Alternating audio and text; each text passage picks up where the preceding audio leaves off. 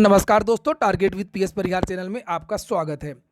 आइए शुरू करते हैं और देखते हैं कि 23 फरवरी के समाचार पत्रों में विद्यार्थी जीवन से संबंधित कौन-कौन सी सूचना है। सबसे पहली जो सूचना है वो सरकार बनते ही भर्तियों की जांच, अखिलेश यादव। वीडियो शुरू करने से पहले एक बात और बता दूं कि बहुत सारे विद्यार्थियों के कमेंट आजकल आ रहे हैं कि सर आजकल आप अखिलेश यादव की सूचनाएं ज़्यादा दे रहे हैं। तो सूचनाएं ज़्यादा क्यों दे रहा हूं, उसका रीज़न है कि ये चैनल केवल विद्यार्थी हित के लिए पूरी तरीके से निष्पक्ष है। जो भी सत्ताधारी पार्टी हो या विपक्ष, मैंने पहले ही कहा था, जो रोजगार की बात करेगा मैं उसकी बात करूंगा। और रोजगार की मुद्दे की बात इस समय केवल मुख्य विपक्षी दल समाजवादी पार्टी की तरफ से की जा रही है। वर्तमान सत्ताधारी जो पार्टी है भारतीय जनता पार्टी, इस समय रोजगार के मुद्दे पर पूरी तरीके से मौन है। ऐसा लगता है कि भारतीय जनता पार्टी ये कहना चाहती हो कि हमें आपका वोट नहीं चाहिए, हमारे पास वोट देने के लिए बहुत सारे मुद्दे हैं और बहुत सारे लोग हैं। फिलहाल देखिए यहाँ पर क्या लिखा हुआ है। सरकार बनती ही भर्तियों की जांच, अखिलेश यादव ने यह घोषणा की है और ऐसा अक्सर होता भी है। जब भी कोई नई सरकार बनती है तो वो पुरानी भर्तियों की जांच करती है। बहुत सारी भर्तियां निरस्त होती हैं और बहुत सारे जो परिणाम है वो बदले जाते हैं। ऐसा पिछली बार भी हमने देखा था। बहुत सारे जो साक्षात्कार हैं वो निरस्त किए गए, दोबारा साक्षात्कार हुए जूनियर असिस्टेंट इत्यादि के, वीडियो इत्यादि के। और ऐसा इस बार भी हो सकता है अगर सरकार बदलती है तो।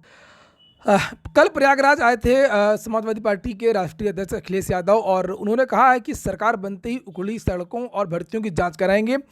लिखा हुआ है कि अखिलेश यादव ने कहा है कि सरकार बनी तो भाजपा के शासन में बनते ही उखड़ी सड़कों और 69,000 शिक्षक भर्ती में घोटाले की जांच कराएंगे। और उन्होंने सीएम और डिप्टी सीएम केशव प्रसाद मौर्य पर जमकर के हमला किया और यहाँ पर भर्तियों की बात भी की है। कल प्रयागराज और आसपास क्षेत्रों में अखिलेश यादव की बहुत सारी रैलियां हुई थी और लगभग प्रत्येक रैलियों में भर्तियों की बात की गई है। यहाँ पर देखिए लिखा हुआ 11 लाख भर्तियों की बात की गई है और ये भी कहा गया है कि सरकार बनने पर जितने भी रिक्त पद हैं वो सभी भरे जाएंगे और महिलाओं को नौकरी में 33% आरक्षण भी देंगे। एक बात और बता दूं कि आप लोग वीडियो को पूरा देखने की कोशिश किया करें और अगर हो सके तो आप लोग वीडियो की लिंक को शेयर भी कर दिया करें बहुत सारे सोशल मीडिया प्लेटफॉर्म पर, चाहे वो फेसबुक हो चाहे वो व्हाट्सएप हो।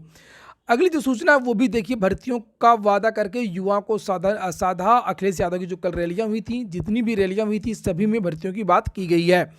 अगली जो सूचना है वो है यूपी टीईटी को लेकर के। आज के समाचार पत्रों में इसके बारे में भी जानकारी दी गई है कि 23 तारीख यानी कि आज आंसर की जारी होनी थी और 25 तारीख को परिणाम जारी होना था, लेकिन सरकार ने अभी तक इसके बारे में अनुमति नहीं दिया है। और पीएनपी जब तक अनुमति नहीं मिल जाती है तब तक आंसर की जारी नहीं करेगा। देखिए लिखा, टीईटी अंतिम उत्तर कुंजी आज जारी होना मुश्किल है। उत्तर प्रदेश शिक्षक पात्रता परीक्षा की अंतिम उत्तर कुंजी बुधवार को जारी होना मुश्किल है। यहाँ पर नीचे लिखा हुआ है कि 25 फरवरी को परिणाम घोषित होना है, उससे 2 दिन पहले 23 फरवरी को संशोधित उत्तर कुंजी जारी होना था। विधानसभा चुनाव के मद्देनजर पीएनपी कार्यालय ने शासन से यूपी टीईटी का परिणाम जारी करने की अनुमति मांगी थी, लेकिन मंगलवार को देर शाम तक अनुमति नहीं मिल सकी। ऐसे में बुधवार को अंतिम उत्तर कुंजी जारी होना मुश्किल है।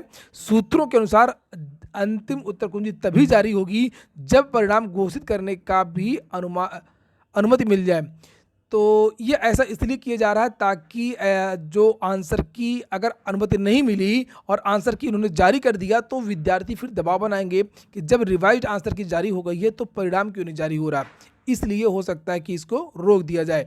अगली सूचना है अब विभागीय अफसरों से ही पीसीएस की भर्ती और इसको लेकर के आज छात्रों के बीच में बड़ी चर्चा है इस सूचना की। ये देखिए लिखा है, पीसीएस के रिक्त पदों पर लेटरल एंट्री से नियुक्ति का प्रस्ताव है। प्रदेश सरकार आईएएस की तर्ज में पीसीएस में भी लेटरल एंट्री पर विचार कर रही है। इसमें पीसीएस अधिकारियों के 10% रिक्त पदों पर अन्य विभागों से स्थानांतरण सेवा व लेटरल एंट्री के माध्यम से पेशेवरों की नियुक्ति करेगी। मुख्य सचिव दुर्गा शंकर मिश्र ने कार्मिक विभाग को इस संबंध में विचार करके प्रस्ताव प्रस्तुत करने का निर्देश दिया है। दूसरे विभागों से व लेटरल एंट्री के जरिए पीसीएस के करीब 45 पदों पर नियुक्ति हो सकती है। यहाँ पर देखिए लिखा हुआ है कि 1577 पद स्वीकृत हैं उत्तर प्रदेश में पीसीएस क्वार्टर में। इसमें 448 पद इस समय रिक्त हैं।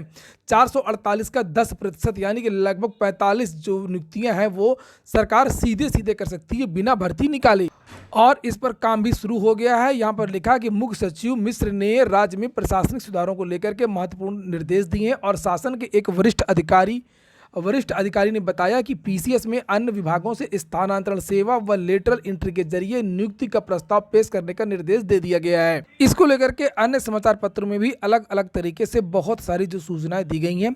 लिखा है पीसीएस और आईएएस में कुछ बदलाव भी किए जाएंगे, जैसे मृतक आश्रित के लिए कुछ सुविधाएं दी जाएंगी और जो नवचयनित अभ्यर्थी हैं उनका कार्यभार ग्रहण करने की जो समयावधि है उसको भी बढ़ाया जा सकता है। और लिखा है इसके अलावा विभिन्न विभागों में विभागाध्यक्ष और अपर विभागाध्यक्ष के चयन के लिए एक कैलेंडर बनाया जाएगा। अगर विभाग कैलेंडर के हिसाब से चयन की कार्रवाई में देरी करेंगे तो उन विभागों के विरुद्ध नियमानुसार कार्रवाई की जाएगी। इससे संबंधित प्रस्ताव भी तैयार किया जाएगा। आज के समाचार पत्रों में कुछ भर्तियों के बारे में भी जानकारी दी गई है, जैसे लिखा है भारतीय नौसेना ट्रेड्समैन की भर्ती आई है 1531 पदों पर। यहाँ पर देखिए लिखा है सिविलियन कार्मिकों की भर्ती है 2022 के नाम से आई हुई है।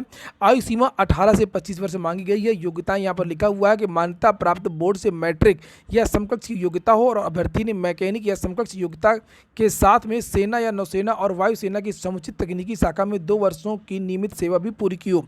चयन का तरीका यहाँ पर लिखा हुआ है। आवेदन की लास्ट डेट 20 मार्च है और वेबसाइट है joinindiannavy.gov.in। इस वेबसाइट पर जाकर के आप लोग आवेदन भी कर सकते हैं अगर योग्यता रखते हैं तो।